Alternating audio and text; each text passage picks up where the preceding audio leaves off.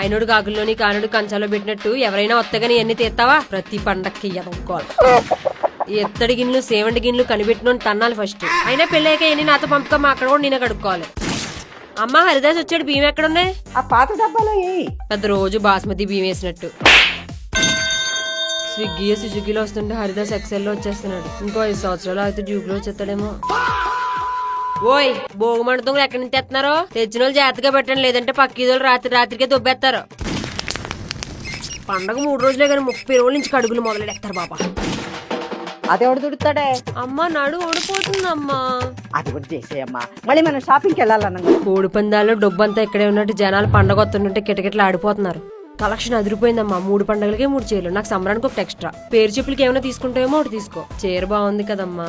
ఈ చీరలు చూస్తుంటే మన బడ్జెట్ లో వస్తాయంటావా? మేడం మీ బడ్జెట్ లోనే వస్తుంది. ఒకసారి మా కలెక్షన్ చూడండి, ప్రతిదీ బాగుంటుంది. అయితే మనం విజయవాడలో కూడా ఇక్కడే తీసేసుకుందాం. మ్యామ్ విజయవాడ, వైజాగ్, రాజమండ్రి ఈ 3 చోట్ల కూడా మాకు బ్రాంచ్లు ఉన్నాయి. అక్కడికే వెళ్ళి మీరు తీసుకోవచ్చు. కంకటాల వారి చీర కడితే కలకల్లాడిపోతారండి. ఏ అకేషన్ కైనా పండుగ కళ తెచ్చేస్తారు. సంవత్సరం మొత్తం కనిపించే ముగ్గుల పుస్తకం పండగ కనిపించదు. పైన కుండ ఉండాలి, కింద మంట పెట్టాలి. అటు ఇటు 2 చెరుకులేసి పాలు పొంగిస్తే అదే సంక్రాంతి. గొబ్బెమ్మని పెడదామా? నాన్నని పెట్టుకుని అమ్మాయి ఇన్నెందుకమ్మా వండేస్తావు పొలమని, తర్వాత తిను అని నన్ను చంపుతావు.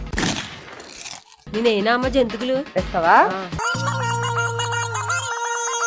బానే వేసేవే, నీకు పెళ్లి చేసేయచ్చు. అమ్మ పండగ 4 రోజులు నీస్తున్నాం కదా, కనుమ రోజు నాన్న కోసం వస్తుందమ్మనే.